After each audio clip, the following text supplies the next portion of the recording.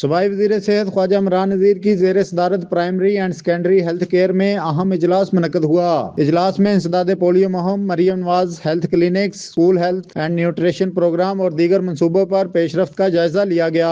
اجلاس میں سرکاری ادویات کی چوری کے سدباب کے لیے مختلف تجاویز پر غور کیا گیا۔ صوبائی وزیر صحت نے اس موقع پر اظہار خیال کرتے ہوئے کہا کہ سسٹم کو مضبوط اور فول پروف بنایا جائے تاکہ آئندہ کو بھی غریب عوام کے استحصال کی جرات نہ کرے۔ وزیر اعلیٰ مریم نواز شریف کی ہدایت پر آئندہ ایسے واقعات کے سدباب کے لیے ٹھوس اقدامات اٹھائے جا رہے ہیں۔ انہوں نے کہا کہ دوا چوروں کے خلاف کمر کسلی ہے، ان کے خلاف بلا تفریق کارروائی عمل میں لائی جائے گی۔ ادویات کی چوری کو روکنے کے لیے آئی ٹی بیس سولوشن اور بارکوڈ اور ٹریکنگ کے سسٹم متعارف کرانے پر غور کر رہے ہیں۔ وزیر اعلیٰ مریم نواز شریف کے پروجیکٹ ادویات کی دہلیز تک فراہمی سے سرکاری ادویات کی چوری روکنے میں مدد ملے گی۔